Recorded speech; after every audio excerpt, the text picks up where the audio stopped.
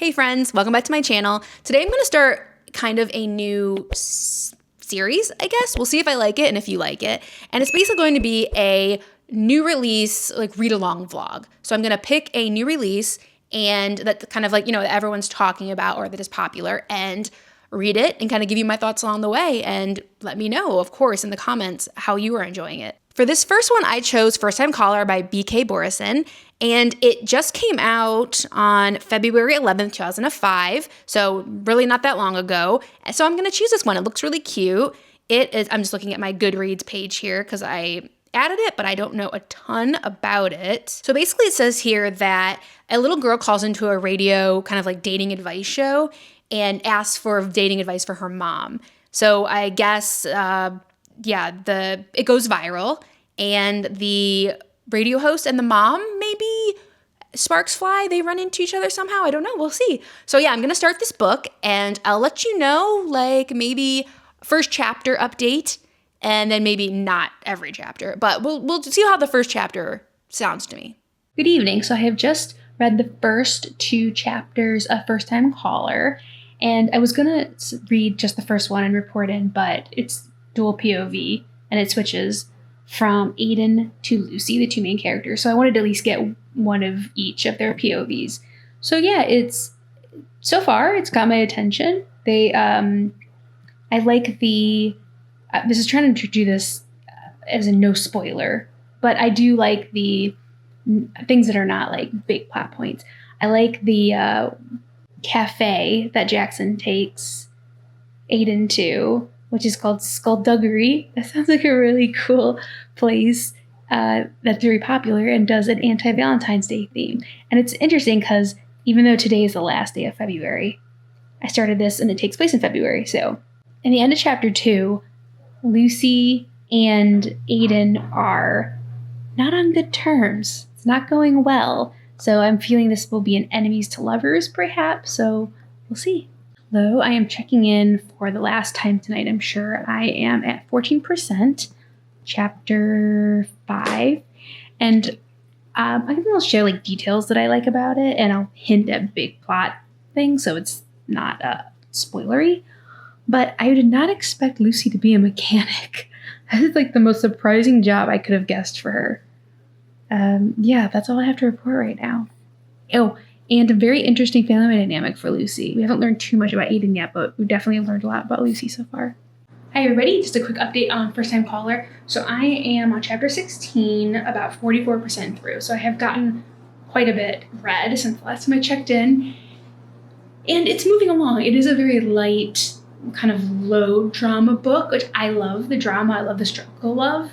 And it's not quite that kind of book, but that's okay. Sometimes, it's nice to have a change. But I can see why people were saying that the plot's not really that thrilling, but also that it's a cozy read. Ooh, it's windy out there.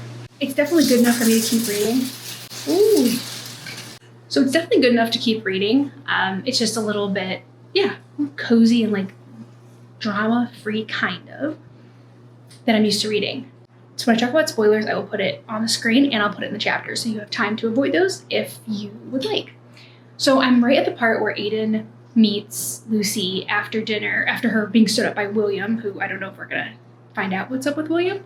Their obviously feelings are starting for sure. I think Aiden's really cute. He sounds really cute. He sounds like my type for sure. And I was a little disappointed that Elliot was a prank because I don't know, I just thought there's got to be a competition for Aiden. I forgot his name.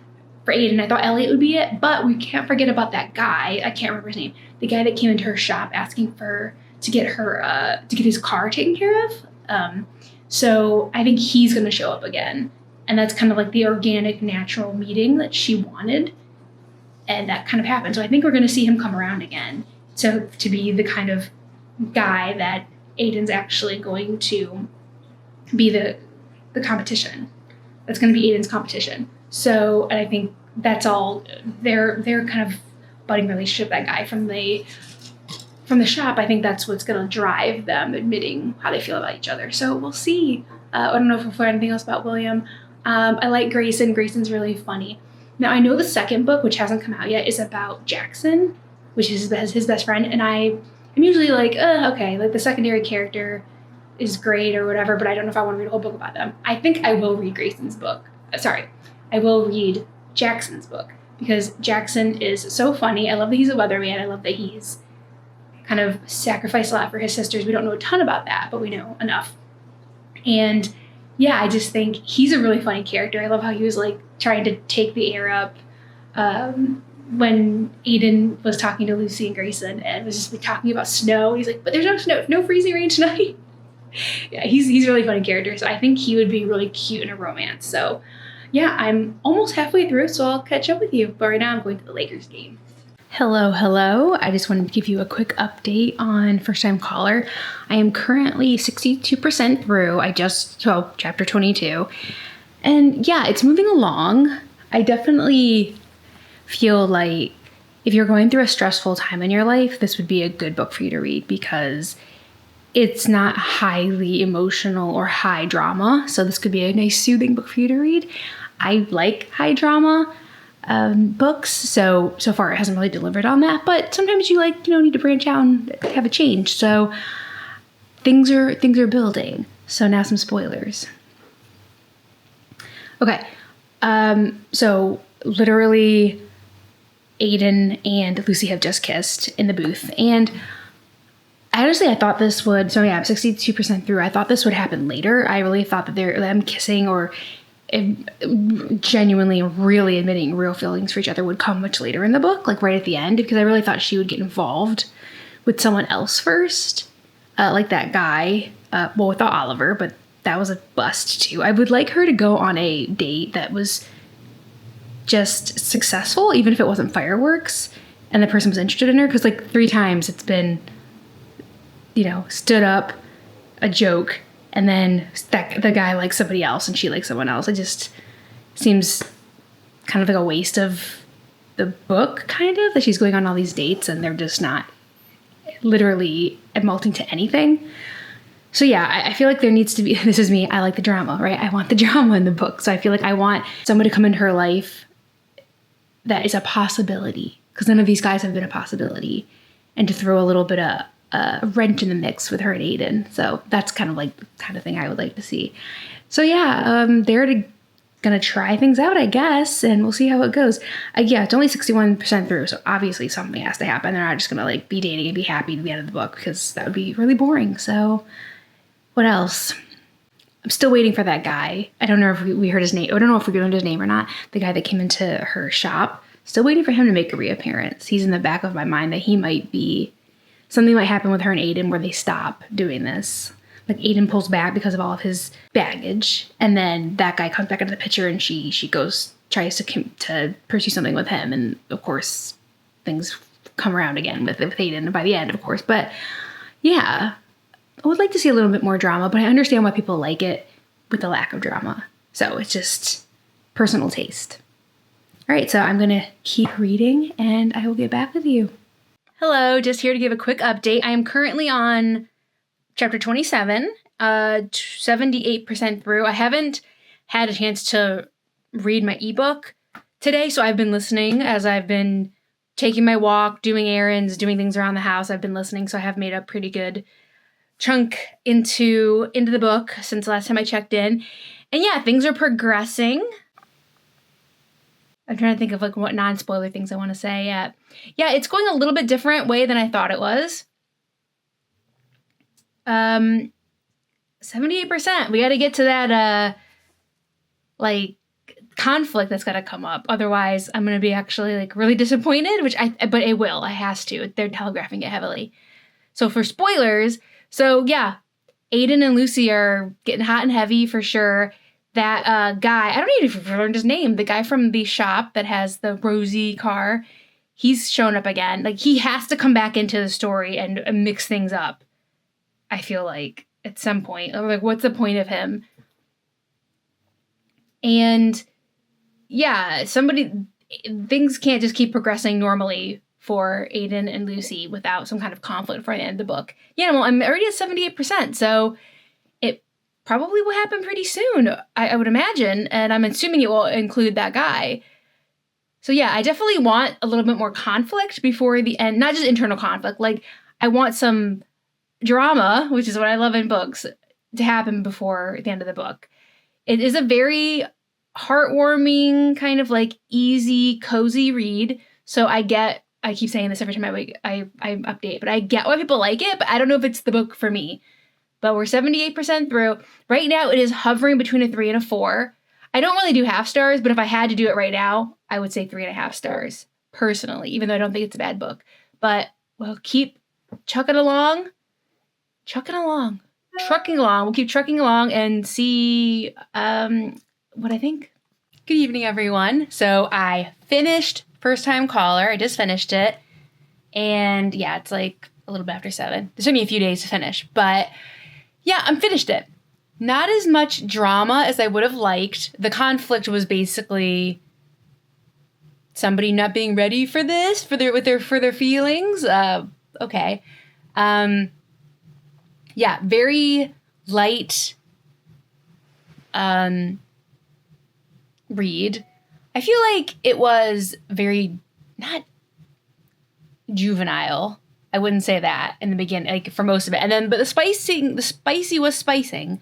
So that was like a weird, like kind of juxtaposition because it was very tame for most of the beginning of the book. Even like the way it was written and the way they like flirted and all that was very tame. And then it was very not tame, but it was very good. Now, spoilers. For spoilers, I wish that Colin, who we finally found out his name, I thought I was just forgetting what his name was this whole time. I wish that would have been more of a thing. It's like guys always almost like became even an option. Like none of these guys were really even an option. And I feel like having a little bit of love triangle for me, I know some people hate love triangles. I love them. Would have been more interesting for me. And also I wanted to know more about the relationship that Grayson and Lucy had when they were kids. It sounds like they were just like best friends who decided to sleep with each other, maybe out of like safety and comfort, like, hey, let's just get this over with. Like we trust each other. And then she got pregnant. And I mean, Grayson's gay, so, or bisexual. We don't know, but so was that something that they always knew? Or were they romantically involved? I don't know. I just would have been interesting to like kind of like understand like what their relationship was when they were together, or were they just friends? Or she did say she picked him as a date, but I don't know if that means they were romantically involved, other than just they slept together once. So yeah, I would have liked to like know what more of because they obviously are like super best friends, and I just feel like it doesn't feel like there were like romantic feelings involved with them. Like they were always just best friends. So yeah, I don't know. It was interesting because they have such a different relationship than I would have imagined if they ever once were romantically involved.